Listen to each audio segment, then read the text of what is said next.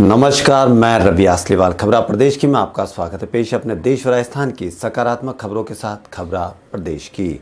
स्वास्थ्य मंत्री डॉक्टर हर्षवर्धन ने कहा कि एंटीबॉडी और आरटी-पीसीआर टेस्ट किट इसी महीने से देश में बनने लगेगी।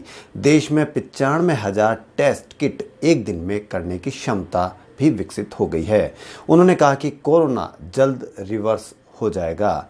राजस्थान के मुख्यमंत्री अशोक गहलोत ने शनिवार को वीसी के जरिए 50 देशों के एनआरआई में बसे राजस्थानियों से बात की। उन्होंने सुझाव भी लिए। गहलोत ने कहा कि आने वाले दिनों में 8 से 10,000 प्रवासी राजस्थान आएंगे और उनको किसी तरह की परेशानी नहीं आने दी जाएगी। सरकार आपके साथ है। वहीं अमेरिकी सांसदों ने विदेशी नर्सों और डॉक्टर्स को 40,000 ग्रीन कार्ड जारी करने के लिए शुक्रवार को संसद में एक बिल पेश किया।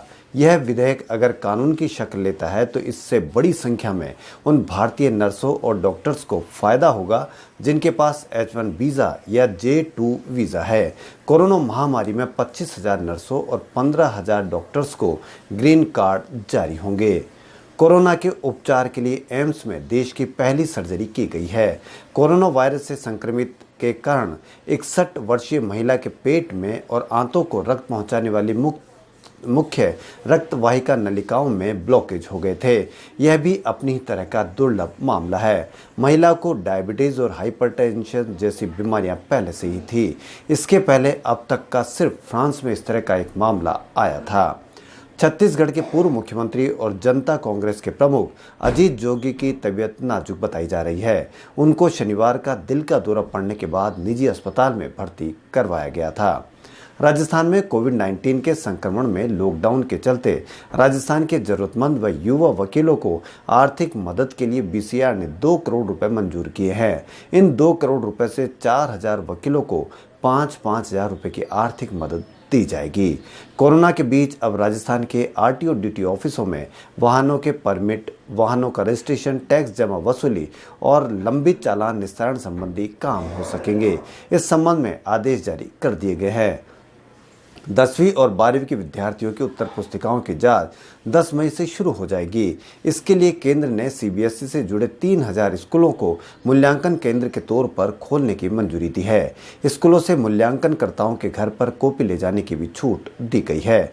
15 जुलाई के बाद नतीजे घोषित किए जा सकते हैं।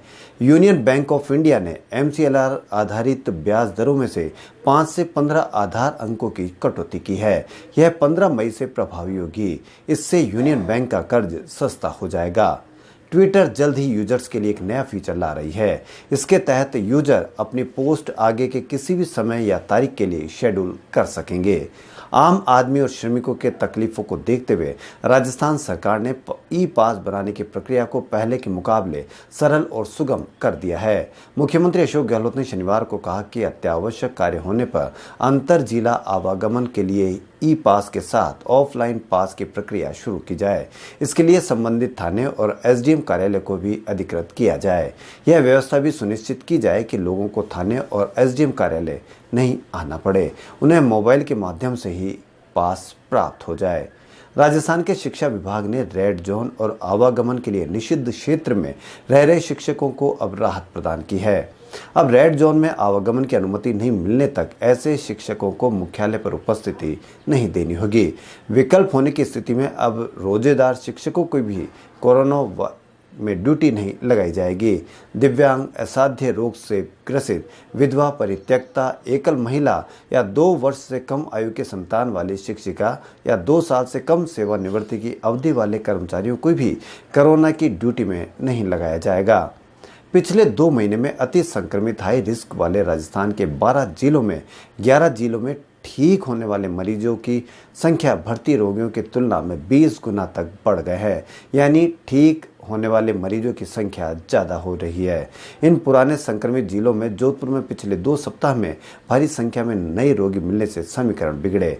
वहीं भर्ती मरीजों की संख्या ज़्यादा है और ठीक होकर जाने वाले कम मरीज हैं। यानी अब ठीक होने वाले मरीज ज़्यादा बढ़ रहे हैं। ये एक राहत की खबर है। लॉकडाउन का असर जयपुर डेयरी पे भी नजर आने लगा है। लॉकडाउन के बाद जयपुर डेयरी के दूध सप्लाई में 2 लाख लीटर घट गई है। इस घटे हुए दूध का डेयरी आउटसोर्स के जरिए घी और पाउडर बनवा रहा है। दोनों की रेट मार्केट में गिरने की वजह से डेयरी को हर महीने नुकसान हो रहा है। आबकारी विभाग जयपुर की हिदायत के बावजूद भी शराब विक्रेता एमआरपी से ज्यादा वसूली कर रहे हैं। आबकारी टीम ने शनिवार को जयपुर शहर के अलग अलग इलाकों में ओवर वसूली की कार्रवाई की और कुल 6 दुकानों पर ओवर रेट मिलने पर अनुज्ञाधारियों के विरुद्ध आबकारी अधिनियम में मुकदमे दर्ज किए।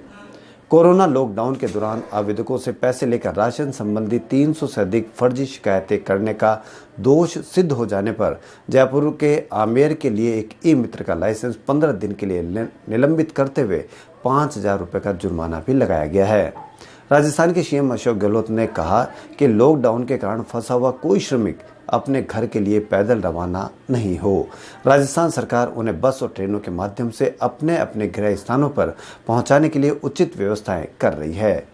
लॉकडाउन की वजह से अजमेर में फंसे बिहार के मजदूर और जायरीनों को लेकर एक स्पेशल ट्रेन पूर्णिया के लिए रवाना होगी। मुख्यालय से इस ट्रेन के लिए अनुमति मांगी गई थी। स्वास्थ्य मंत्रालय ने कोरोना वायरस से संक्रमित को डिस्चार्ज करने की नीति बदल दी है। अब बहुत हल्के संक्रमण से पहले के लक्षण वाले मरीजों को 10 दिन भर्ती रहने के बाद बिना जांच किए छुट्टी दी जा सकेगी, लेकिन घर में उन्हें 7 दिन आइसोलेशन में रहना होगा। वहीं गंभीर रोगों से जूझ रहे कोरोना पीड़िता को छुट्टी देने के मामले में हालात के आधार पर डॉक्टर फैसला लेंगे। अभी तक 14 दिन होने वाले टेस्ट में नेगेटिव आने के बाद डिस्चार्ज किया जाता था। नई पॉलिसी में कोरोना को 3 टियर गाइडलाइंस में मरीजों को गंभीरता को प्राथमिकता दी जाएगी।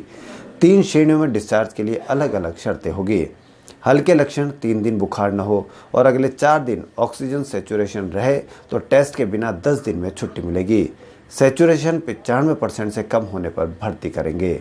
औसत लक्षण होंगे जिसमें 3 दिन में बुखार नहीं उतरे, ऑक्सीजन की जरूरत पड़े तो लक्षण खत्म होने और 3 दिन ऑक्सीजन सैचुरेशन मेंटेन पर ही छुट्टी मिलेगी। जहां गंभीर लक्षण हो वहां पूरी तरह से ठीक होने और कोरोना टेस्ट पास करने के बाद ही मरीजों को डिस्चार्ज किया जाएगा। बैंक धोखाधड़ी का एक और मामला सामने आया है। रामदेव इंटरनेशनल के 3 प्रमोटर्स भारतीय स्टेट बैंक की अगुवाई वाले 6 बैंकों के 411 करोड़ रुपए की धोखाधड़ी के बाद देश से फरार हो चुके हैं। खबरों में फिलहाल इतना ही। यदि आपको हमारा चैनल पसंद आए तो लाइक, सब्सक्राइब और शेयर अवश्य करें। धन्यवाद।